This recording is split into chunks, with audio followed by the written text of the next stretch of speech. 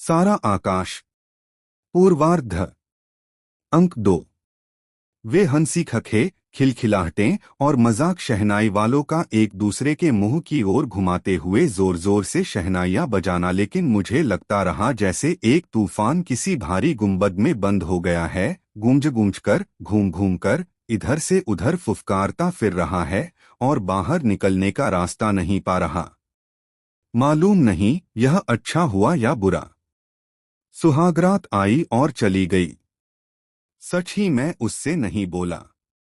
अभी तक बड़ी दुविधा में हूं कि यह भगवान की ओर से मेरी प्रार्थना की स्वीकृति है या मेरे दुर्भाग्य का प्रारंभ। मैं बहुत भावुक हूं, बहुत कमजोर हूं। भावों और कमजोरियों के उफान में बड़ी जल्दी बह और बहक जाता हूं और उस समय कोई किनारा मुझे नहीं मिल पाता। हल्के से धक्का देकर भाभी ने पीछे से किवाड़ बंद कर दिए तो मैं कमरे में आ गया। उस समय प्रभा जंगले में सिर रखे खड़ी थी, जैसे खड़ी खड़ी सो गई हो। थोड़ी देर यूं ही खड़ा रहा और फिर धीरे से जाकर पलंग के सिरे पर इस तरह बैठ गया जैसे डर लग रहा हो। सोचा था कि चुपचाप जाकर पलंग पर सो जाऊंगा और सोने के बाद सुबह से पहले जागना मैंने जाना नहीं। इस समय मेरा दिल धड़क रहा था और सारी शक्ति की चट्टानें जैसे डायनामाइट में विस्फोट से फट जाने को तैयार थीं। अपने आत्मविश्वास और दृढ़ता को समेट समेट कर ला रहा था। लड़के मुझे जाने क्या क्या बताने को उत्सुक थे। मूर्ख लड़के। वे उन हजारों लाखों की तरह मुझे भी समझते हैं जिनके लिए नारी या कोई भी चलती फिरती लड़की न जाने किस वर्ग का फूल है और उसके लिए युगों से उनकी आत्माएं तड़फड़ाया करती हैं। तांगे में जाती लड़कियों के पीछे अपना रास्ता छोड़कर वे मीलों केवल उसका दर्शन सुख लेते चले जाते हैं। मैं उन जैसा तो था नहीं। मेरा रास्ता उनका रास्ता नहीं था। मन ही मन में दोहराता रहा। नारी अंधकार है, नारी मोह है, नारी माया है।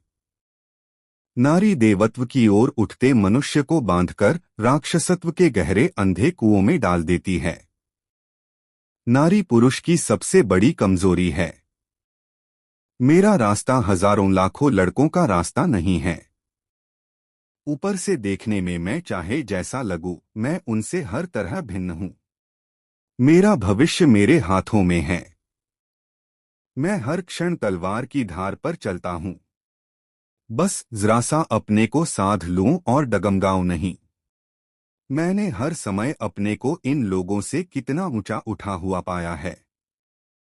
इस कमरे में आने से पहले मैं सोच रहा था कि जैसा सभी विवाहों में होता है, प्रभा लजीली नववधू की तरह गठरी बनी होगी, उसी साज सज्जा से मेरा स्वागत करने को तैयार होगी। वही तो एक क्षण है जब मुझे अपने को सावधान रखना होगा। लेकिन अब उसे देखकर मैं चौंक पड़ा।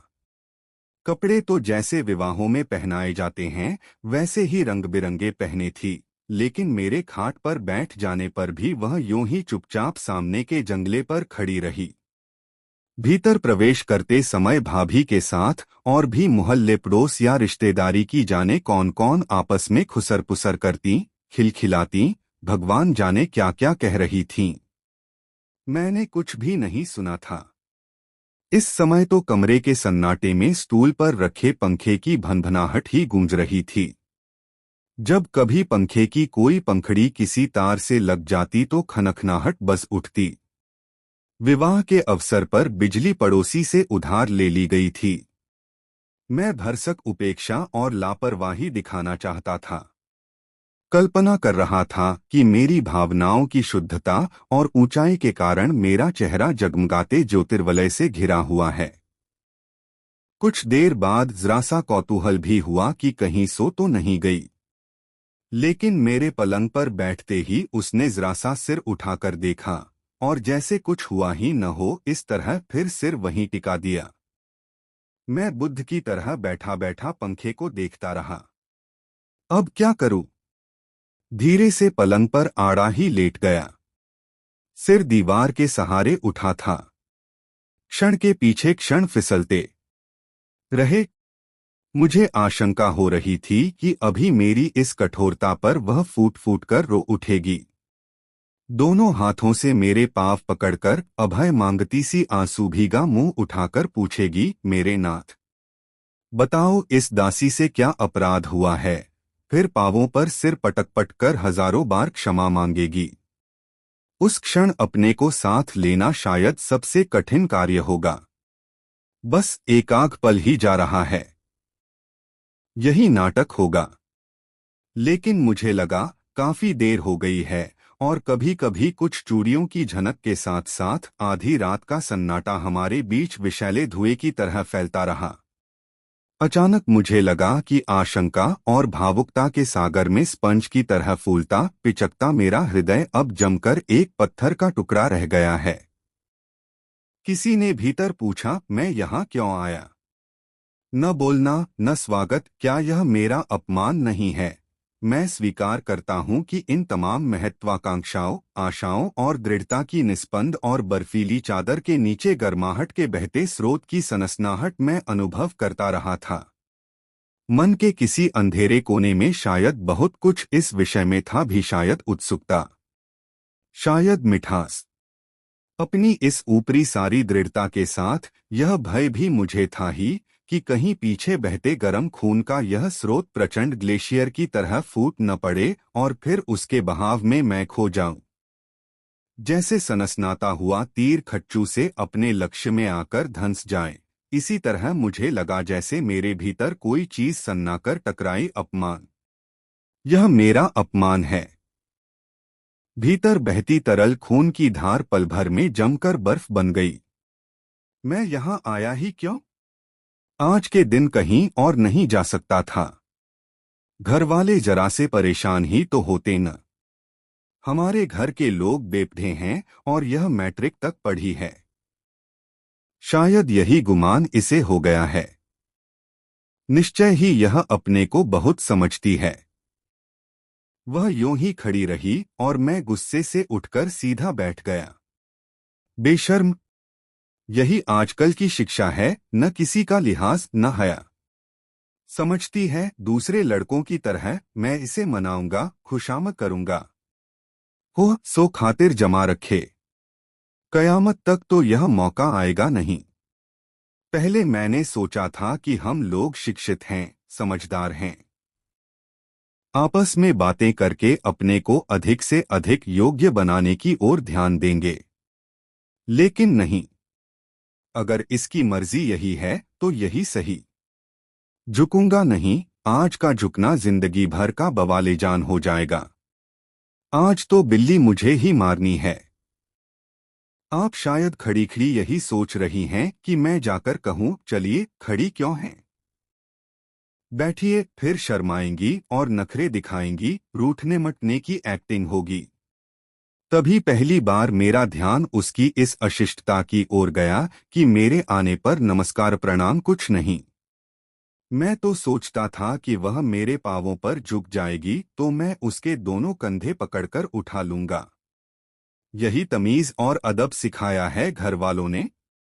उस वक्त तो बड़े गर्व से कहा था कि हमारी लड़की मैट्रिक तक पढ़ी है।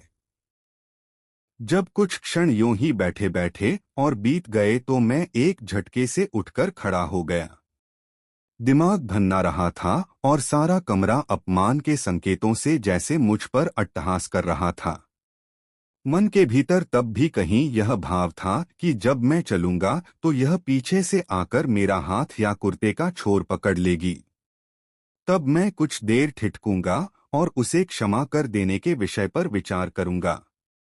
लेकिन जब खड़े होकर दो चार कदम दरवाजे की ओर चल भी लिया और उसने ऐसा कोई भाव नहीं दिखाया तो मेरे आत्मसम्मान का पेट्रोल कुंड भकभकाकर जल उठा। मैंने निश्चय कर लिया कि अब अगर यह रोकने आएगी भी तो बिना मुड़कर पीछे देखे ही चल दूंगा। बदतमीज! भड़ाकू से जब किवाड़ खोले तो लगा चौंक कर उसने सिर उठाकर देखा। तब तक मैं बाहर आ चुका था। जाने क्यों मैं एक क्षण बाहर रुका और फिर सीढ़ियों चढ़कर खुली छत पर आ गया। सभी लोग चारपाइयों या जमीन पर सो चुके थे। चांदनी की वर्षा हो रही थी और चांद का छाता लगाए रात की रानी निहारिकाओं के पथ से चली जा रही थी। मैंने कुछ भी नहीं देखा और एक कोने में नंगी धरती पर पड़कर अपने आप से लड़ने लगा। उफ, इस व्यवहार को मैं कभी जिंदगी भर भूल पाऊंगा? नहीं नहीं। विद्योत्तमा के इसी व्यवहार ने एक वज्रमूर्ख को कविता का राजकुमार कालिदास बना दिया था। अब देखना है कि मैं इस अपमान का बदला किस रूप में चुकाता हूं। लेकिन आखिर मैं वहां गया ही क्यों? क्या यह मेरे भीतर ही कोई कमजोरी नहीं है? क्या यह पथभ्रष्ट होने का दैवी दंड नहीं है? मुझे संभालने वाली ठोकर।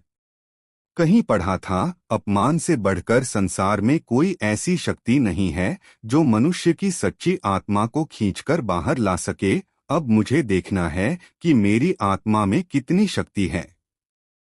याद रहेगा, यह सुहागरात का उपहार। जो हुआ अच्छा ही हुआ। वह रास्ता मेरा था भी नहीं। मुझे ऐसा लगा जैसे मैं अपने भाग्य की गति स्पष्ट देख रहा हूं, जैसे वह सारे इधर उधर के रास्तों को बंद करता हुआ एक निश्चित रास्ता मेरे लिए खोले जा रहा हो। और निश्चय ही वह रास्ता ऊंचाई का रास्ता है, मानवता का रास्ता है। और इसी दिमागी उठापटक में कब मेरी आंखें बुरी तरह डबडबा आईं कि लाख कोशिश करने पर भी मैं अपने आप को संभाल न सका। अपलक आकाश की ओर ताकती खुली आंखों से चुप चुप आंसू बहते रहे। हे भगवान, यह मेरे गले में क्या बांध दिया है? कहाँ लाकर पटक दिया है मुझे?